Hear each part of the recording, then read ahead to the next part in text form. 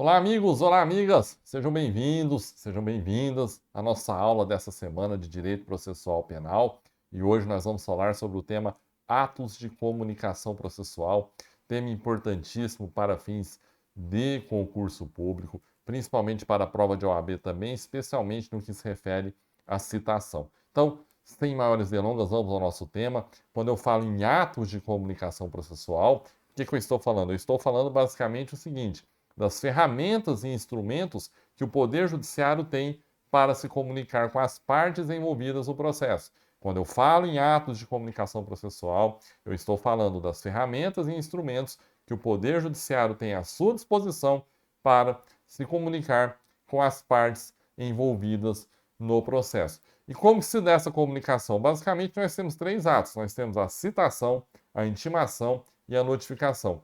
Como eu já disse, a citação é a mais importante delas. Tanto é que a intimação e a notificação nós vamos ver que a gente acaba aplicando as regras referentes, alusivas à própria citação. Então, o ato mais importante é, sem dúvida nenhuma, a citação. E o que é a citação? Vamos já sublinhar aqui nosso primeiro tópico da aula de hoje, a citação. A citação, meus amigos e minhas amigas, nada mais é do que o ato por meio do qual o Poder Judiciário ele vai dar ciência ao acusado da existência de um processo contra ele. Ele vai cientificar o acusado de que existe um processo criminal contra ele. Mas, ao mesmo tempo que na citação o Poder Judiciário dá ciência ao acusado de que existe um processo contra ele, ele também, o Poder Judiciário, cientifica esse acusado de que ele vai ter ali no procedimento comum ordinário o prazo de 10 dias para apresentar a sua primeira defesa, a chamada resposta à acusação. Então, a citação ela tem basicamente dupla finalidade: dar ciência ao acusado de que existe um processo contra ele e cientificá-lo para que ele se defenda. Então, essa é a dupla finalidade da citação. Por esse conceito que eu estou mostrando para vocês aqui, finalidades da citação, vocês já devem chegar a uma conclusão. Quem é citado no processo penal brasileiro? O réu. Quem é citado no processo penal brasileiro é o acusado. Não existe citação de testemunha, não existe citação de vítima, não existe citação do Ministério Público, não existe citação do advogado. Quem é citado para ter ciência da existência de um processo e para se defender é o acusado, apenas o acusado. Então já vi que essa dica. Tá bom, Rodrigo? Já entendi então. Já estou entendendo, já me toquei aqui, já me liguei do que é a tal da citação. Mas como que ela é efetuada? Como que o Poder Judiciário se comunica, então? Como que ele exerce essa citação? Nós temos basicamente duas modalidades.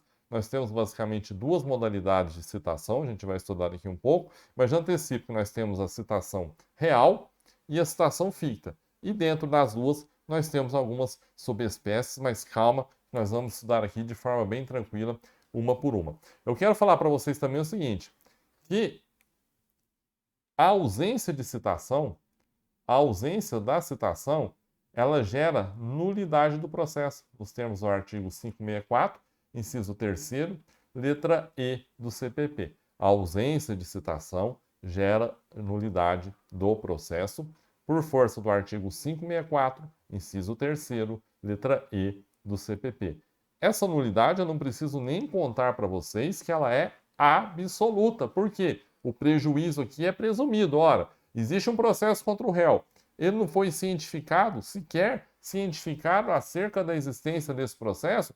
É evidente o prejuízo aqui. A nulidade, portanto, é absoluta por violação ao princípio da ampla defesa, ok? Então, anotem isso aí, que a nulidade, a ausência de citação gera nulidade absoluta do processo. E aí, falando aqui agora sim das espécies de citação, nós temos a citação real, como eu já antecipei, e a citação ficta e alguns desdobramentos entre elas, tá? Rodrigo, o que é a citação real? Citação real, ou propriamente dita, é a clássica, é aquela realizada pelo oficial de justiça. O oficial de justiça vai até o local onde o acusado se encontra e faz a citação. Entrega ali uma cópia da denúncia ou da queixa-crime, ou seja, da inicial acusatória para o acusado, e ali cientifica o acusado. Olha, existe um processo contra você e você está sendo cientificado também para apresentar a sua defesa. Essa é a citação real, então a citação pessoal, a clássica. E aí nós temos aqui dentro desse campo da citação pessoal algumas subespécies, algumas peculiaridades, mas que a rigor nós vamos ver que tudo acaba terminando em uma citação pessoal também, em uma citação pessoal realizada por um serventuário da justiça. A primeira hipótese que eu trago para vocês aqui é a citação por carta precatória. Citação por carta precatória. O que é a citação por carta precatória? Sublinhei e não mostrei para vocês aqui, não coloquei a tela. Citação por carta precatória. O que é a citação por carta precatória? Bom, quando ocorre a citação por carta precatória? Quando o processo que está apurando determinada infração penal corre em uma comarca, corre, por exemplo, na comarca A, e o acusado mora em outra comarca, ele mora, por exemplo, na comarca B. Então, nesse caso, o que vai acontecer? O juiz da comarca A vai expedir um documento chamado carta precatória, para o juiz da comarca B, solicitando o quê? Juiz da comarca B, por favor, cite o acusado aí no endereço onde ele reside. E aí o que o juiz da comarca B vai fazer? Ele vai providenciar o necessário para a citação do acusado. E o que é providenciar o necessário aqui? Determinar que o oficial de justiça vá até o endereço do acusado e realize a citação. Ou seja, mesmo quando eu falo em citação por carta precatória, a rigor, quem vai concretizar esse ato citatório é o oficial de justiça também. A diferença é que não é um oficial de justiça da comarca onde tramita o processo, mas sim o oficial de justiça lá da comarca onde reside o acusado. O juiz que expede a carta precatória é chamado de juízo deprecante e o juiz que recebe a carta precatória é chamado de juízo deprecado, certo? E aí, a carta precatória tem uma característica interessante que eu coloquei aqui para vocês também, que ela tem uma coisa chamada caráter itinerante. Caráter itinerante. Ficou pequeno aqui, né? Vamos dar uma aumentada no tamanho dessa fonte aqui para ficar mais claro para vocês. Citação por carta precatória e o caráter itinerante. O que é esse caráter itinerante da carta precatória? Rodrigo, me explica isso, eu explico. Imagina o seguinte, olha o exemplo que eu dei aqui. O processo corre na comarca A e descobre-se que o réu mora na comarca B. Juiz da comarca A, juízo deprecante, expede uma carta precatória para o juiz da comarca B, juízo deprecado. Nesse intervalo de tempo, o réu mudou seu endereço para a comarca C. E aí o juiz da comarca B teve ciência dessa mudança de endereço.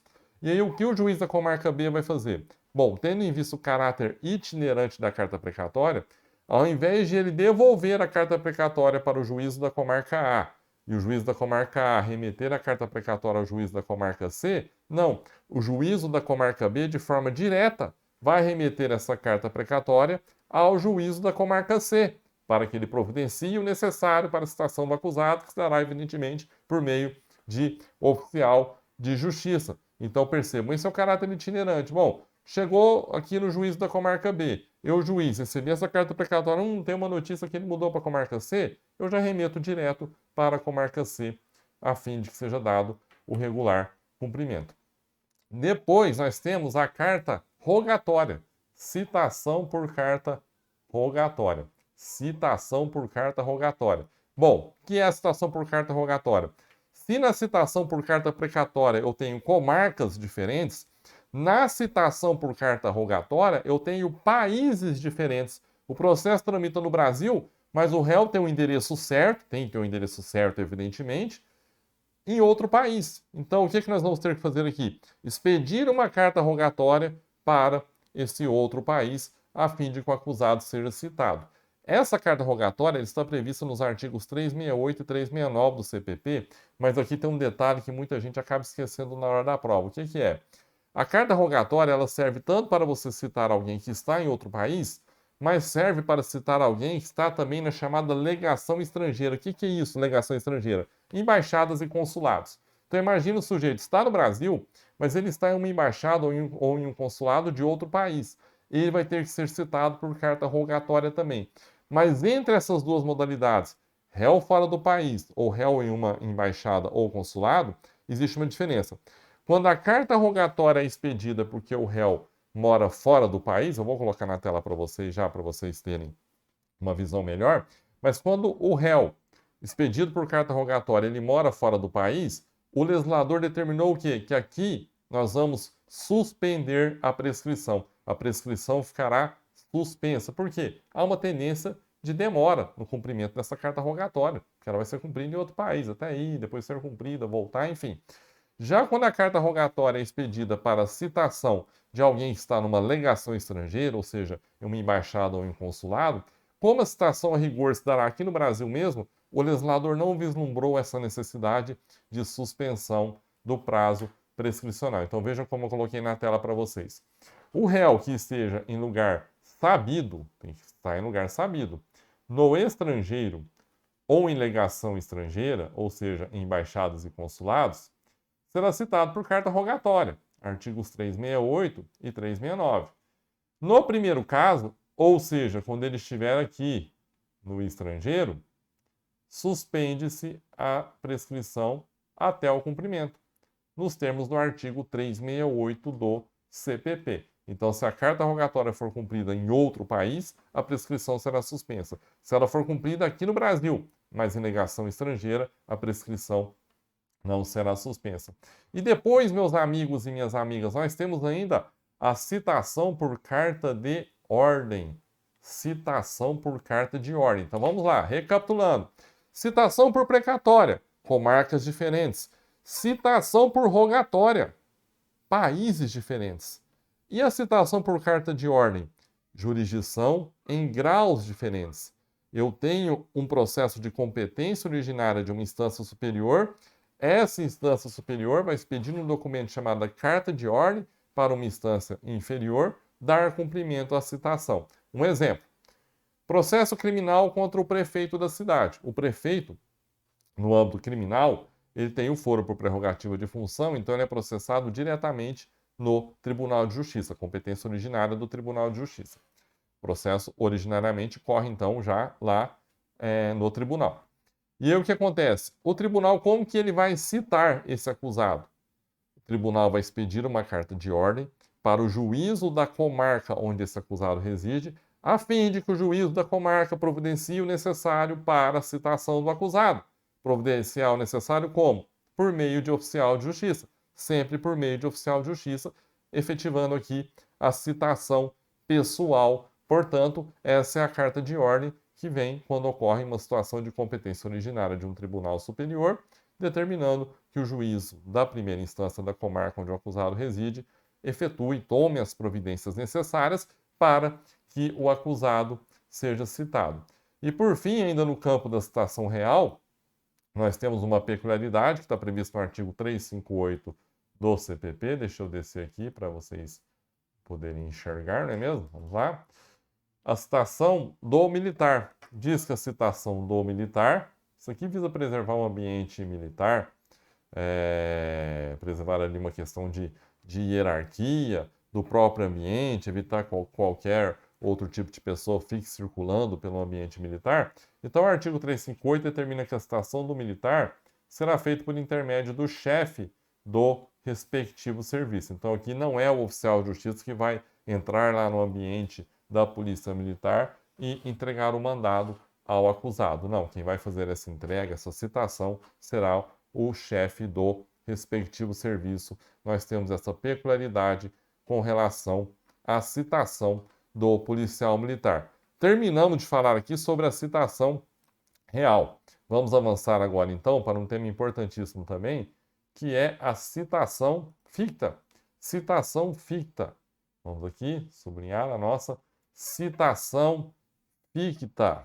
E nós temos, basicamente, duas modalidades hoje no Brasil de citação ficta em sede de processo penal. Nós temos a citação por hora certa e a citação por edital. Basicamente, qual que é a diferença entre as duas?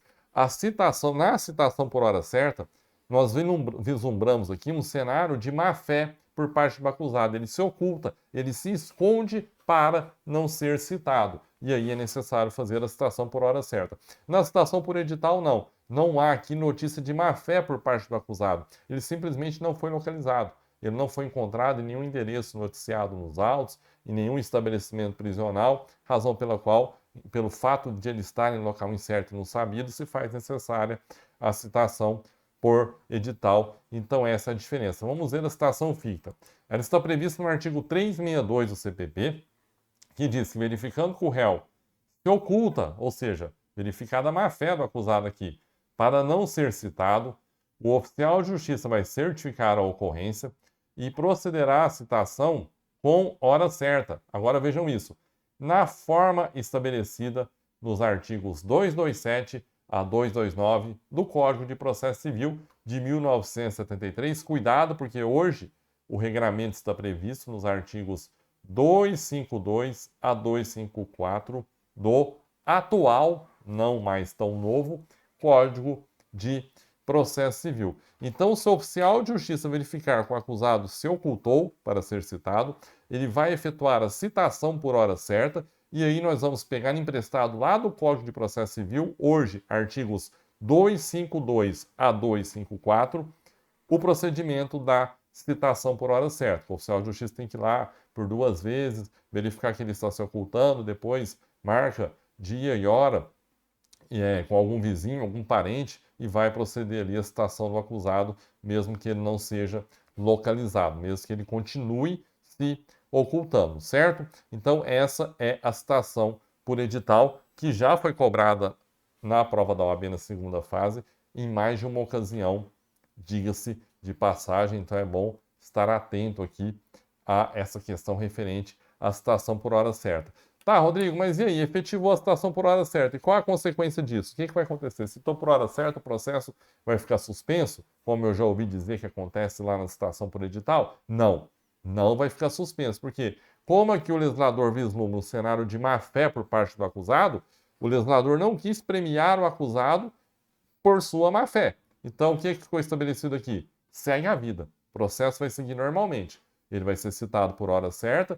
Deu 10 dias, ele não apresentou resposta à acusação, nem não contratou advogado para apresentar essa defesa. Vai ser nomeado um advogado para ele, para que exercite essa defesa, e o processo terá seu regular processamento. Essa é a consequência da citação por hora certa, que é diferente da consequência alusiva à citação por edital, que a gente vai estudar a partir de agora. Citação por edital. Tema importantíssimo, recheado de súmulas, muito cobrado em diversas provas, cuja inobservância pode gerar, assim, uma série de nulidades processuais, como nós vamos ver por aqui. Bom, quando ocorre a citação por edital, já antecipei para vocês, não há aqui um cenário de má-fé, pelo menos visível, perceptível, por parte do acusado. Então, a citação por edital ela vai acontecer quando o acusado estiver no local incerto e não sabido. Quando o acusado estiver no local incerto e não sabido. E aí, esse edital ele vai ter o prazo de 15 dias,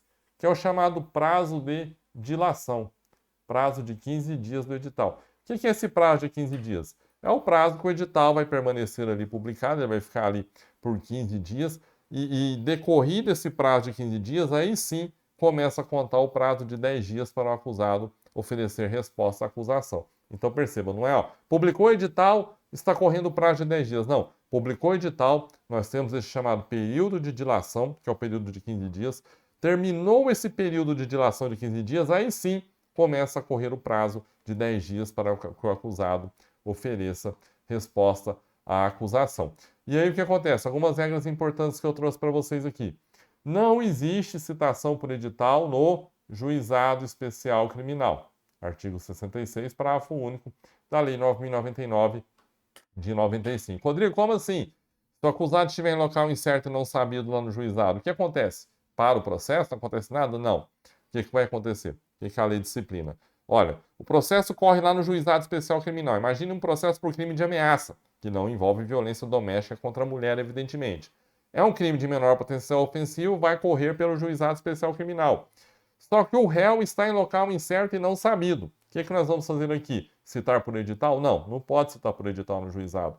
Aí o juiz do Juizado Especial Criminal vai ter que remeter esse processo ao juízo comum. Vai ter que remeter esse processo a uma vara criminal comum, e o juízo comum vai proceder a essa citação por edital. E aí o processo não volta mais para o juizado, mesmo que depois o acusado compareça no processo, exercite a sua defesa, ele vai prosseguir no juízo comum, seguindo o procedimento comum sumário, certo? Então, houve a necessidade de citação por edital lá no Juizado Especial Criminal, o juiz do Juizado Especial Criminal vai remeter esse processo ao juízo da Vara Criminal Comum para que ele providencie a citação por edital e, a partir daí, esse processo vai permanecer na Justiça Comum, mesmo que posteriormente o acusado compareça e exercite a sua defesa. Vejam essa súmula 351 do STF. É nula a citação por edital do réu preso na mesma unidade da federação em que o juiz exerce a sua jurisdição. É nula a citação por edital do réu preso na mesma unidade da federação em que o juiz exerce a sua jurisdição. Então, vamos dar um exemplo aqui. O acusado está preso em Presidente Venceslau, no estado de São Paulo, e o processo dele corre em Mogi-mirim. O oficial de justiça tentou localizar o endereço que constava no processo ali, o réu não foi localizado, o juiz, paf, citação por edital. Determina a citação por edital do acusado. Essa citação será nula.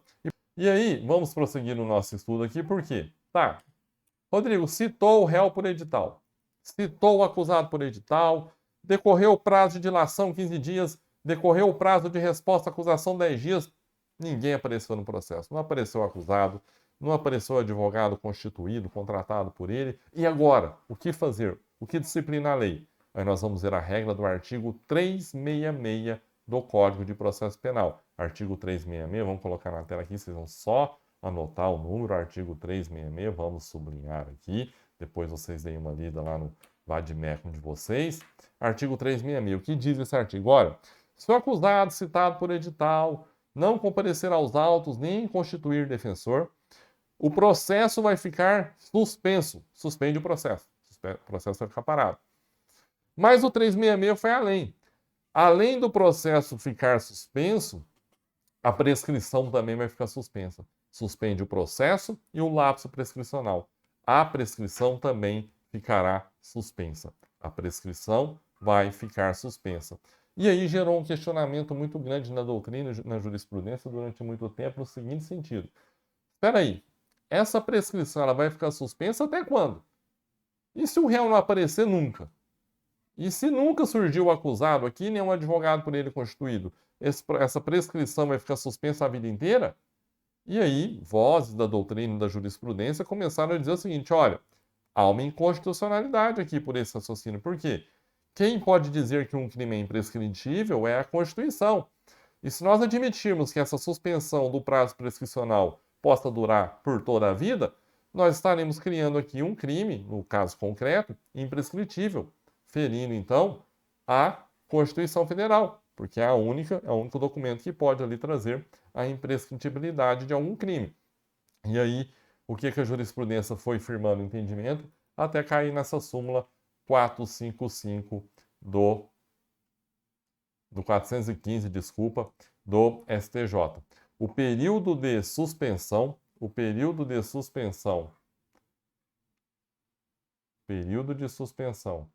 do prazo prescricional, ele é regulado pelo máximo da pena cominada. Calma que eu vou explicar como funciona isso. O que o STJ quis com essa súmula aqui, seguindo o sentido da jurisprudência já da época.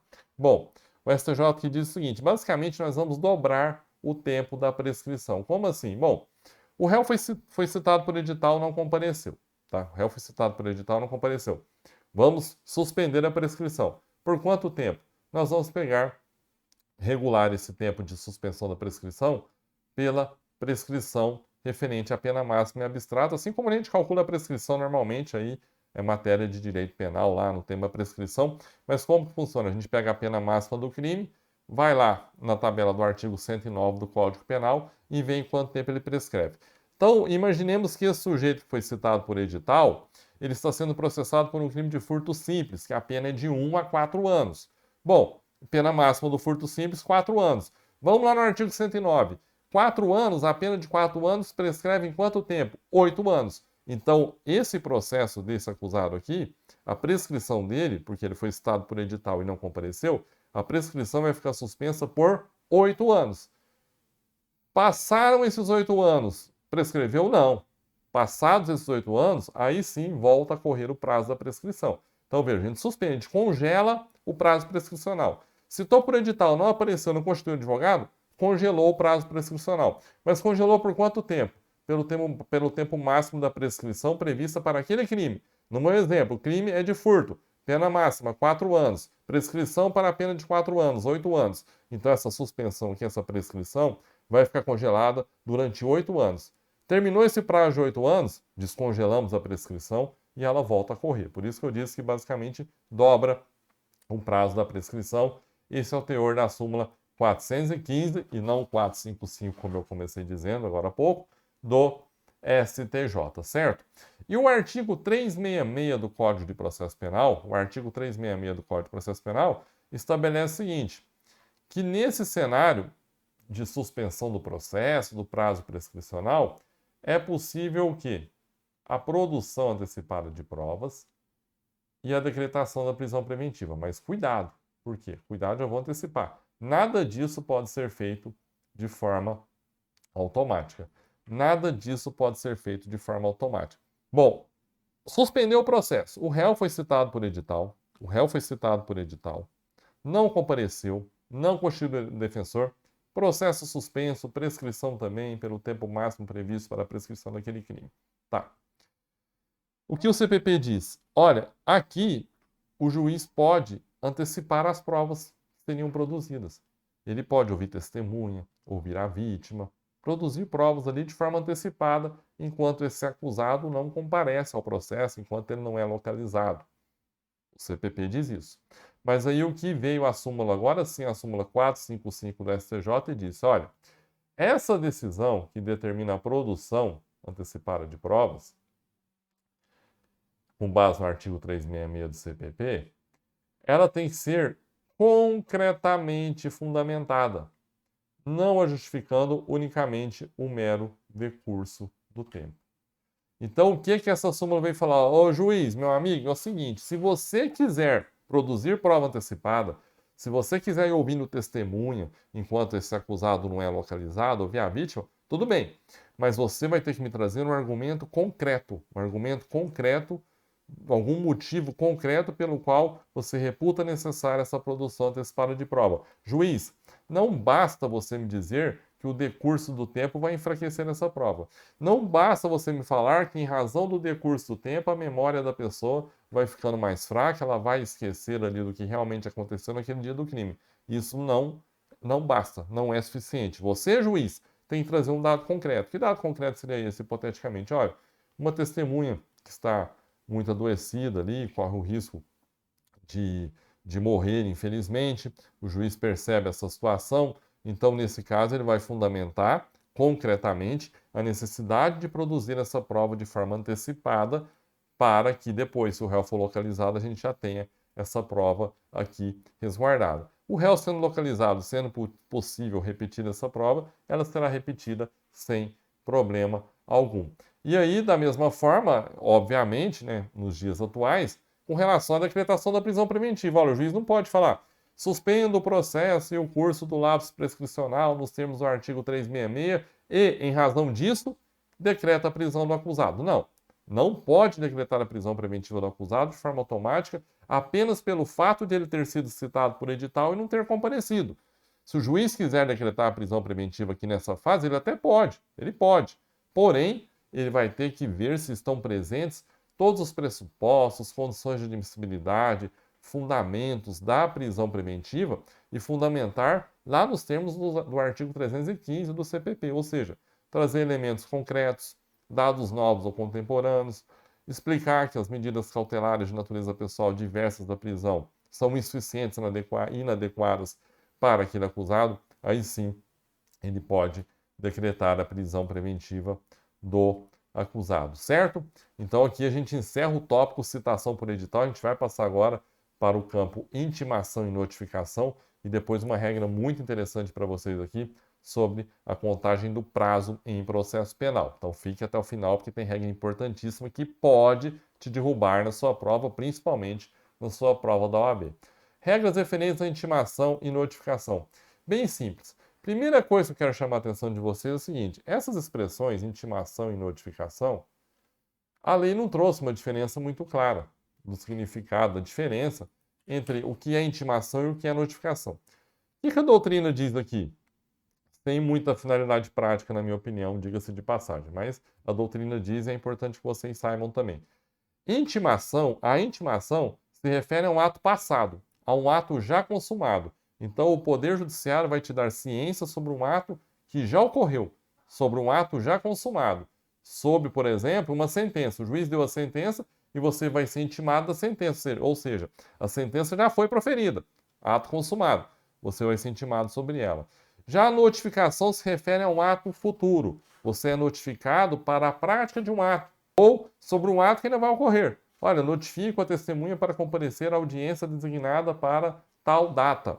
Essa é a notificação, mas repito, é uma classificação aqui apenas doutrinária. Não há aqui nenhum aspecto prático tão relevante, digamos assim, a respeito dessas duas figuras. As regras referentes à intimação e notificação são as mesmas referentes à citação, basicamente. Possibilidade de carta precatória, carta rogatória, carta de ordem, intimação do policial militar, mesma coisa, certo? Mesma coisa. O que eu chamo a atenção para vocês aqui? Com relação ao defensor, ou seja, o advogado constituído, que é aquele advogado contratado particular pelo acusado, o advogado do querelante e o advogado do assistente de acusação, eles são intimados ou notificados pela imprensa oficial.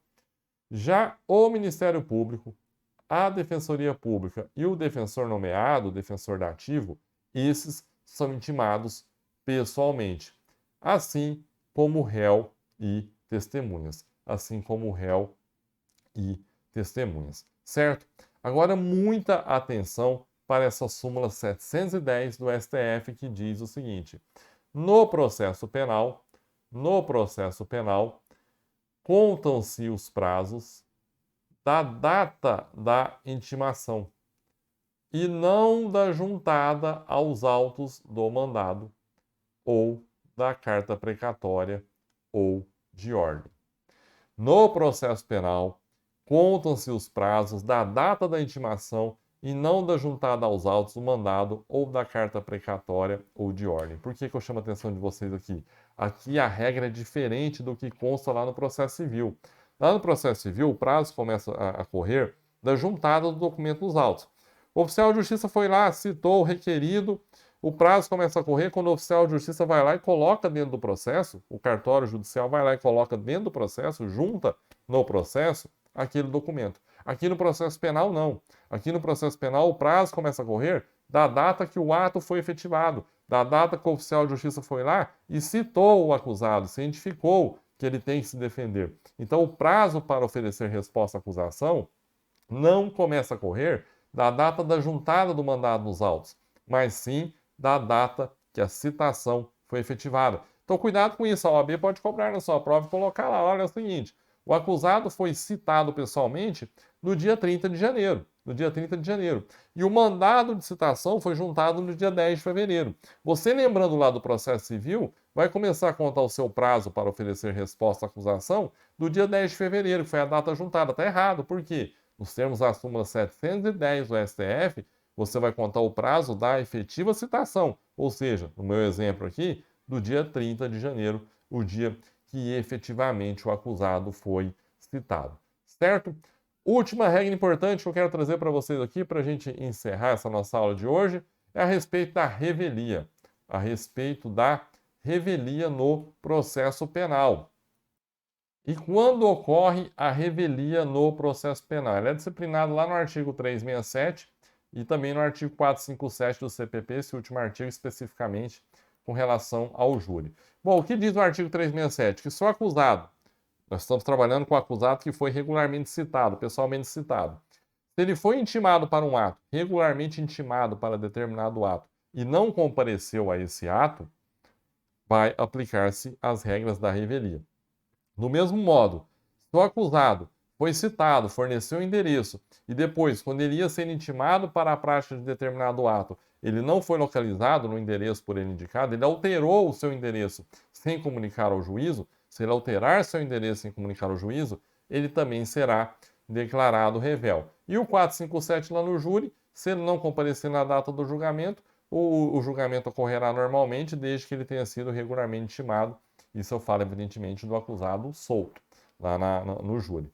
Pois bem, tá, Rodrigo, mas e aí, decretou a revelia, qual a consequência disso?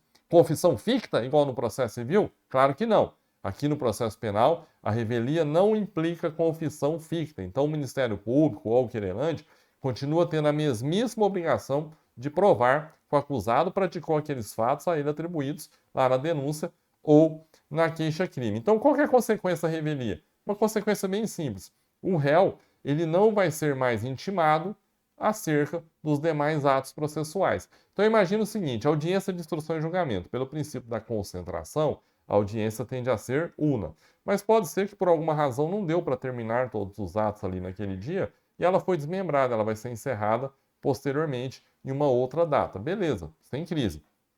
Se o réu foi intimado e não compareceu para a primeira audiência, vai ser declarada a revelia dele e ele não vai ser intimado para a segunda audiência. Aí, se ele comparecer, sem problema, ele pode comparecer sem crise a qualquer momento no processo, mas ele não vai ser mais intimado em razão da revelia. Ele vai ter que procurar aí os meios necessários para